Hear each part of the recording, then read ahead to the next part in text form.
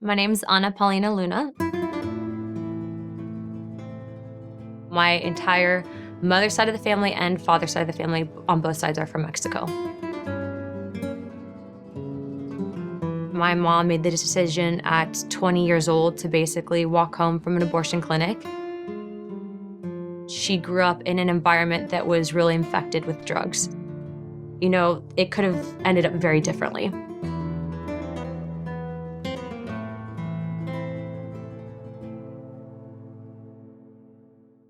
My mom's always been my guardian, my protector, but she herself had me at a very young age. We moved up to LA when I was in high school, and she pretty much raised me on her own along with my brother and sister. So my dad is a first-generation American citizen. I myself, on my dad's side, would be a second-generation American citizen. He actually grew up going back and forth to Mexico City when he was younger, but my father had a very bad drug addiction, so my dad, for as much as he loved me, was pretty much in and out of the picture my entire life. So this is something that definitely means a lot to me. It's one of the only things that I have from my grandma Emma. And there's actually the Virgin Mary and baby Jesus on it, so very Mexican. But, for me, it's the one piece that I have of her. She taught my dad a lot, and she's very much so a part of my history, my story. And so I actually keep it in my nightstand with me, and it reminds me of her every time I look at it. So, in the neighborhood that we lived in, it was a neighborhood in Santa Ana, and instead of having the ice cream guy that a lot of kids remember growing up with, the music going on down the street, we had an elote guy. And this guy would come around in a shopping cart and he'd honk his horn, spoke no English, and my dad would go out there and order, and it was 2 corns for $1, and I'd sit there on the curb with my dad and we'd eat it. For me, that's my cultural experience, my connection. But again, when you live all these things, that's just kind of part of who I am. I didn't realize that I was different per se. There were some things that I saw growing up with my dad that, looking back on it now, just not something that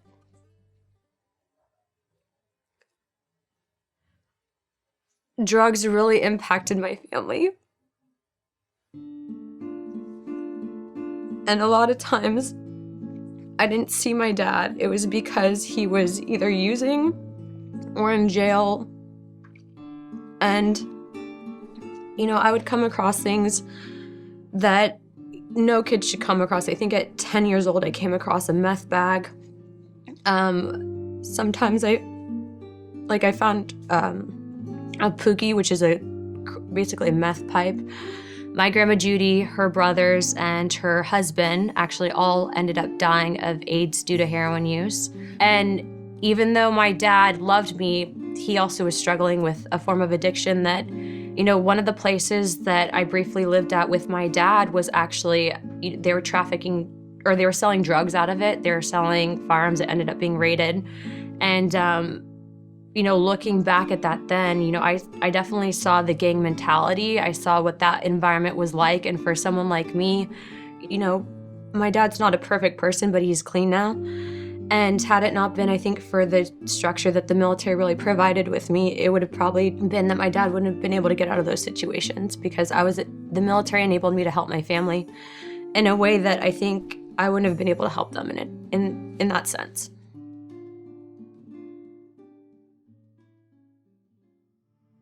The military is one of the best things that a lot of times people can do to get out of really bad situations.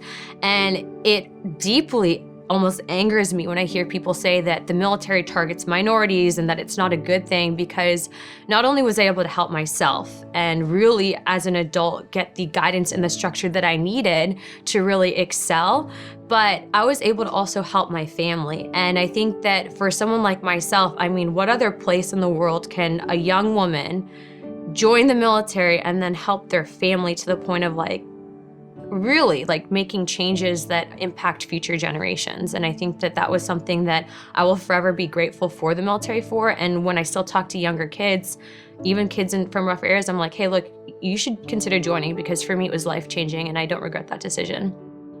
So Craig was a Navy SEAL. And he basically was the very first person that exposed me to what was happening with sex trafficking of children at the US-Mexico border. It was through that I really went down the rabbit hole and found out that not only was my entire demographic literally being lied to about what was happening at the border, but for me, and I don't know if it was because of how I grew up, like what I experienced, but I felt the need to speak up.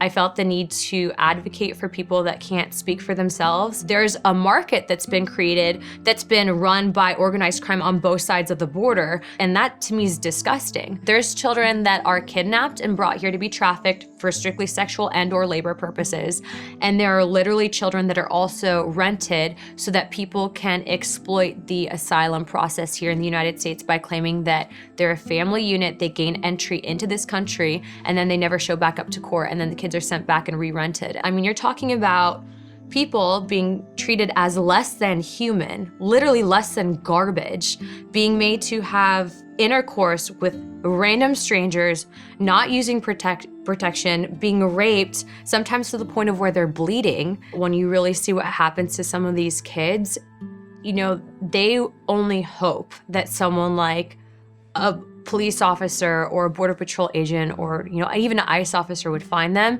because of what they go through. And I don't care where a child's from. In no way, shape, or form should anyone turn a blind eye to some of the atrocities, the rape, the trafficking, the kidnapping, and the torture of children. I came across an article about a young woman named Carla Jacinto. Carla was kidnapped. She was, from my understanding, initially brought into the trafficking world by someone that was pretending to be interested in her, that was by someone who wanted to be her boyfriend. What really stuck out to me is, as I'm pulling up this article, I see this number of 44,000. That was the number of times that she had been raped during her entire duration of being a trafficking victim. This wasn't just something that, you know, you kind of listen to, think about, and then move on from. I was actually sitting in a hotel room, and I was in town for my friend Natasha's wedding in Florida. And I was working on my computer. You know, I wasn't political at all. And CNN was running a story on a train that had been stopped that was coming up from South America. And I remember the anchor saying, you know, Mexican federal police have stopped a train, and on board there's women and children, but they stopped the train due to MS-13 gang members being on it. And, you know, here at CNN, we're raising money because these are refugees fleeing a country. And I'm thinking in the back of my head that, one, when do you ever find women and children with gang members, ever? And then also, two, the fact that CNN was putting together then money to bring these people to the border. I immediately stopped what I was doing, and I just started watching the story. And, you know, sometimes in your life you'll have that moment of clarity where it just clicks. It kind of hit me all as a ton of bricks that I realized that there's something called propaganda and it's used. And I saw what was happening, and I made a video, and I put that video out there, and I got pushback for it. For me, it was me feeling like I was protecting, also too, I think, tying back into how I grew up, but then also realized that I didn't see anyone from my demographic that was saying anything about it. I didn't see anyone saying, hey, I don't agree with this. I'm not racist. Like, I am Hispanic, and I don't agree with this for these reasons. And so by me taking that initial choice to speak up, I felt that I was helping to fix the problem. And the problem was making sure that people aren't getting hurt, because an open border hurts people on both sides. Any person that's advocating strongly against a wall is either grossly misinformed and completely ignorant as to what's happening, or they're a criminal because they're part of the problem. What people don't realize is that the policies we have here in effect in the United States directly impact those other places. And if there's a physical barrier, people are less inclined to even try to make that journey in the first place. And it makes it very hard for people that are doing bad things, trying to exploit innocent people to sell them into something like this. It makes it very difficult for them to do that.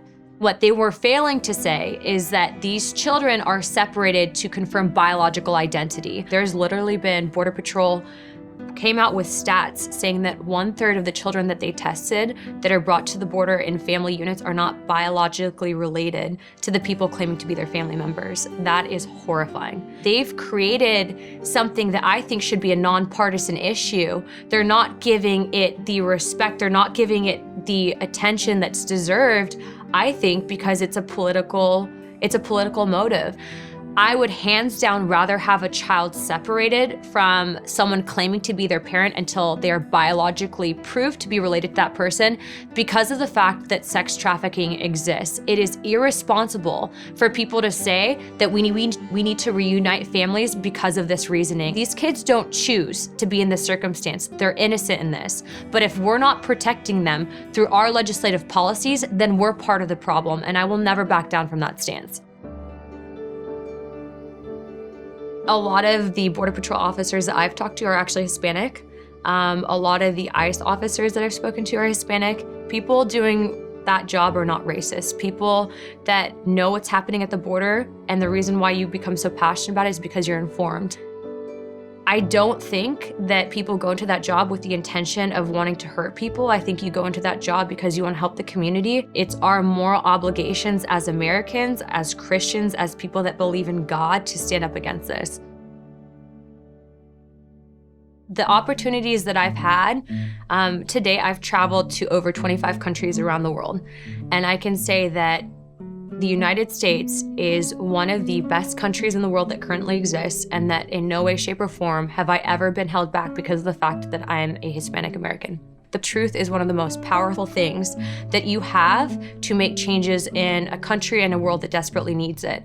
Of every single country that I've traveled to in the world, I can tell you that being born here is basically like winning the lottery, because every opportunity that I've had as a woman, coming from the background that I have, coming from the story that I have, the opportunities that I have been given off of hard work is nowhere else in the world. I feel absolutely grateful every single day that I wake up at the fact that I was born here, that I've had the opportunity to serve my country, and that because I'm an American, I have been given the opportunity to flourish with as much hard work as I've put into it, and I've attained. So yes, am I grateful for this country? Absolutely. Will I continue to fight for it? Absolutely. And am I grateful to be an American? Absolutely.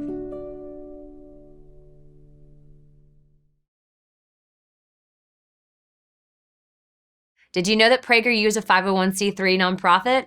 That means we can only continue our work with the support of viewers like you. Please help keep PragerU content free by making a tax-deductible contribution today. And thank you very much for your support.